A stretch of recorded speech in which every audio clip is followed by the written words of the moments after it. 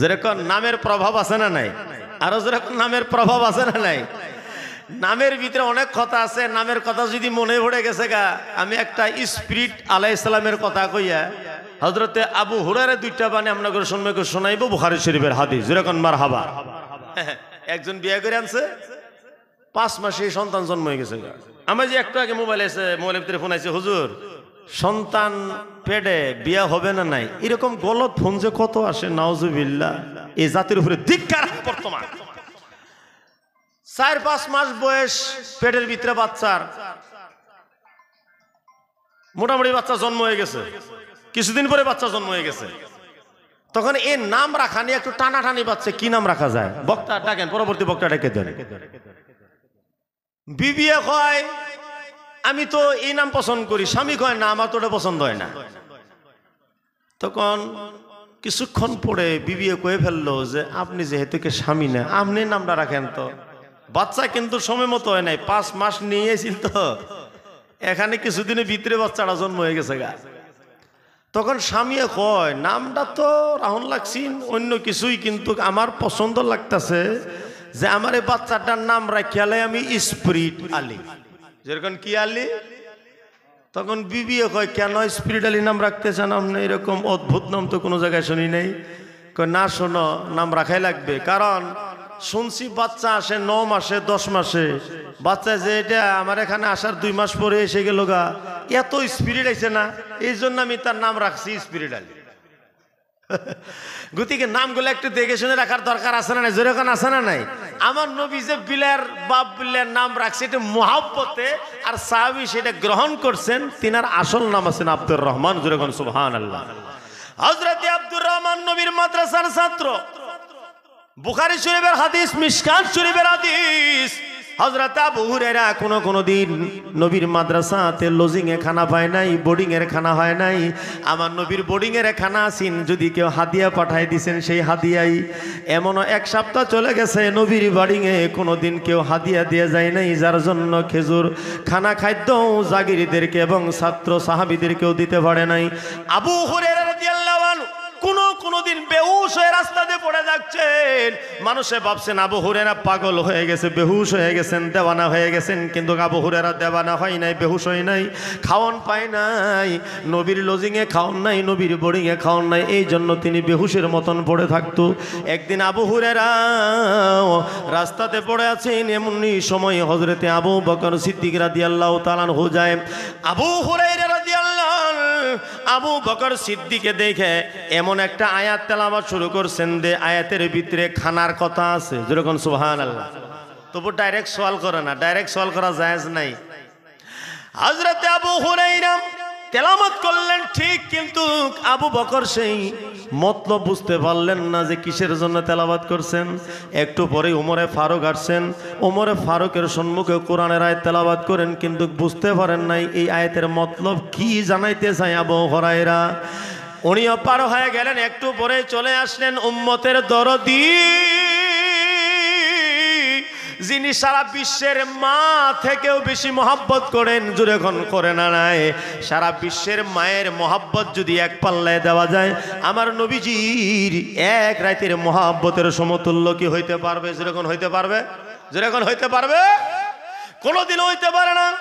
হযরতে আবু হুরায়রা যখন কোরআনের আয়াত তেলাওয়াত করছেন, আমার নবী ধরতে পারছেন আবু হুরায়রা আসলে কোরআনের তেলাওয়াত করে নাই, পেটে যে ভাত নাই, পেটে যে রুটি নাই, ডাইরেক্ট বলতে শরম পায়, এই জন্য কোরআনের আয়াতের মাধ্যমে ইঙ্গিত দিছেন। যেরকম সুবহানাল্লাহ।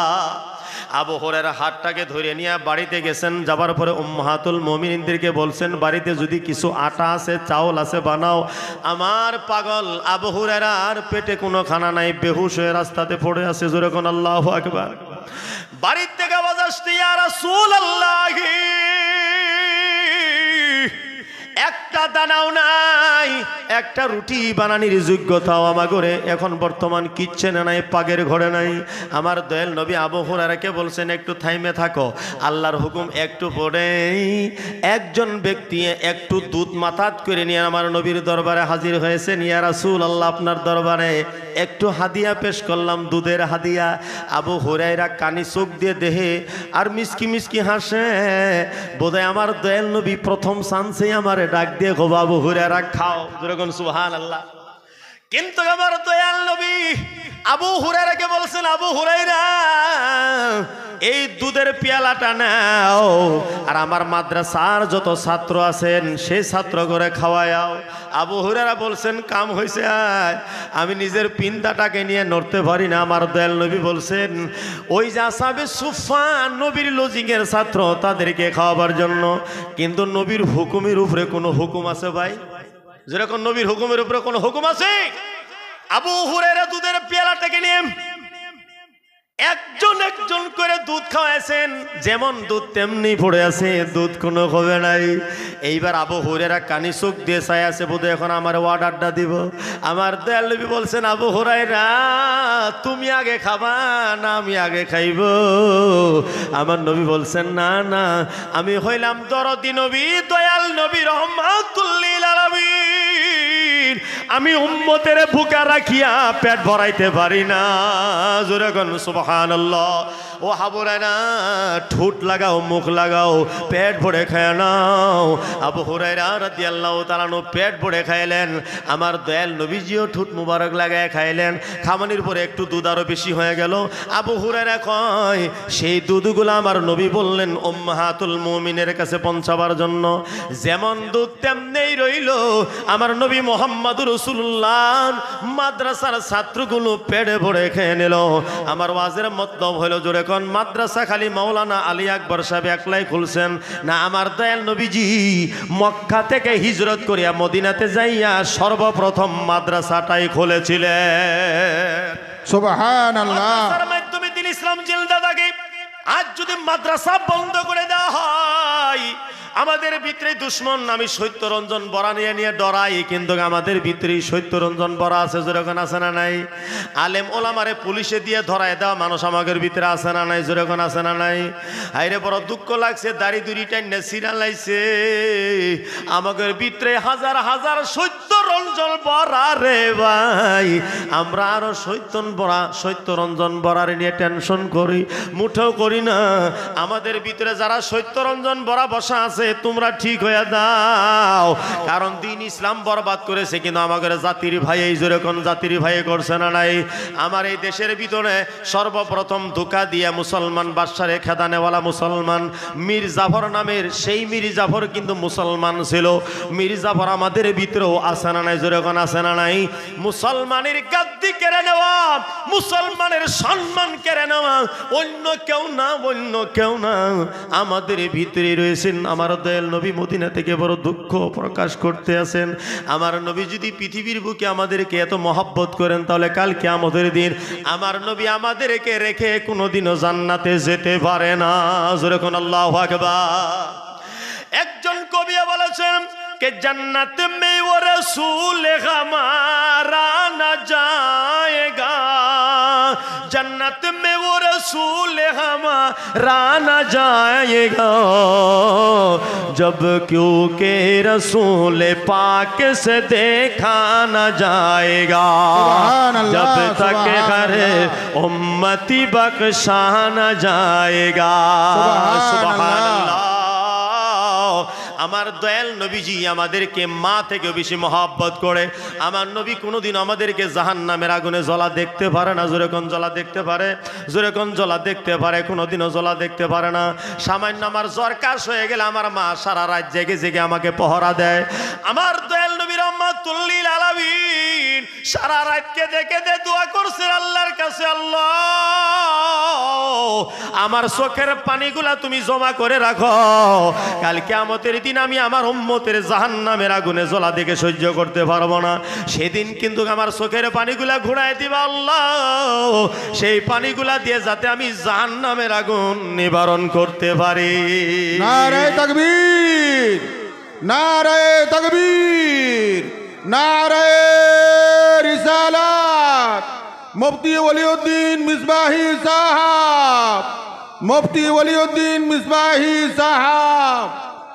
দূরে বগলে দূরে রে বুগলে, দূরে বগলে দূরে রে বগলের প্রশ্ন আসে না,